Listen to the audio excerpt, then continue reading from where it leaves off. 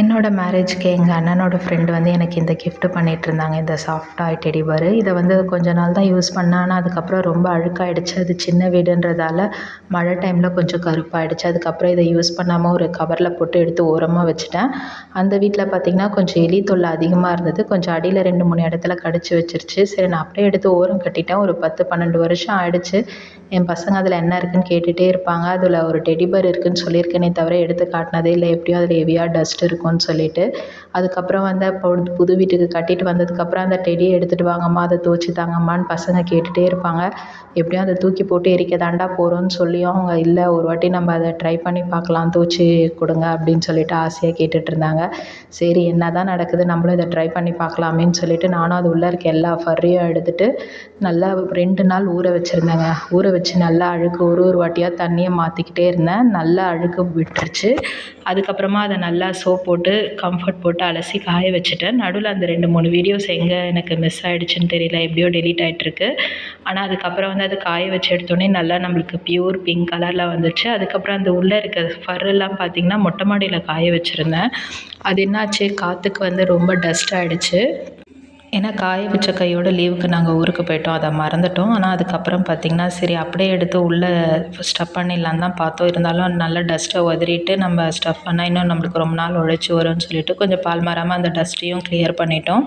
இந்த pink colour எப்படி நல்லா வெள்ளையாக இருக்குது பாருங்கள். ஃபஸ்ட்டு எப்படி இருந்தது நல்லா அழுக்கா, இப்போ நல்லா அழுக்கு போயிடுச்சு.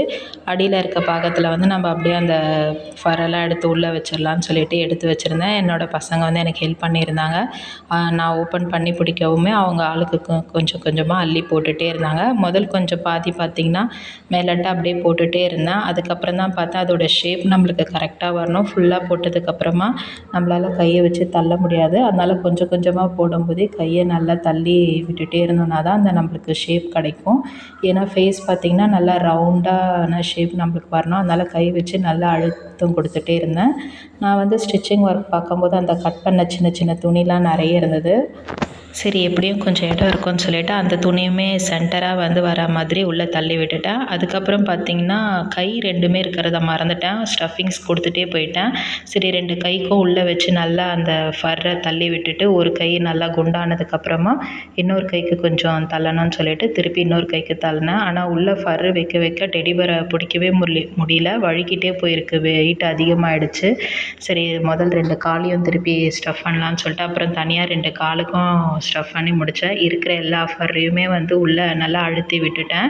அழுத்தி விட்டதுக்கப்புறம் இதை எப்படிடா தைக்க போகிறோன்னு இருந்தது. ஏன்னா வந்து இதுக்கே கொஞ்சம் டயர்டாகிடுச்சு. அதுக்கப்புறம் ஒரு வழியாக எல்லா ஃபர்ரையும் உள்ளே தள்ளிட்டு வெயிட் பண்ணிகிட்டு இருந்தேன் கொஞ்ச நேரம். அதுக்கப்புறமா பசங்க அதையும் வச்சு விளையாடிட்டு இருந்தாங்க. சரி, இதை இழுத்து பிடிச்சி தைக்கணும். ஏன்னா ரொம்ப கொஞ்சம் கேப் அதிகமாக இருக்குது.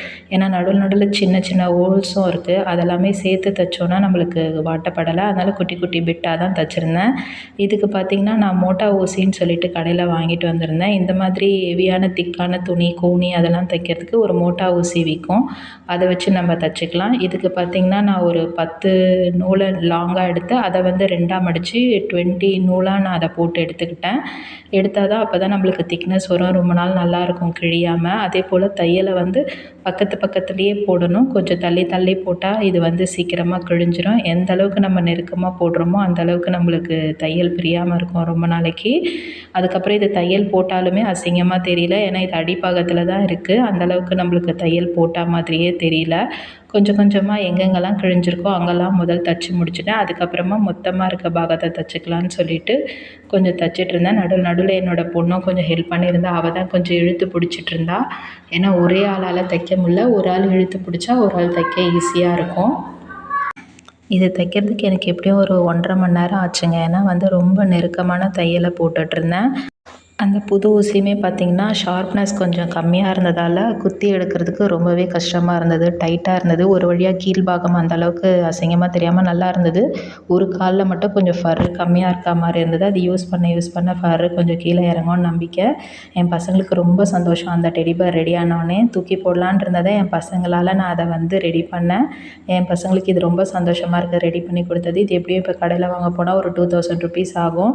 ஒரு 20 ரூபாய் சர்ஃபில் எனக்கு இந்த வேலை ஈஸியாக முடிஞ்சிருச்சு. இந்த வீடியோ உங்களுக்கு பிடிச்சிருந்தா என்னோட சேனலை சப்ஸ்கிரைப் பண்ணிக்கோங்க.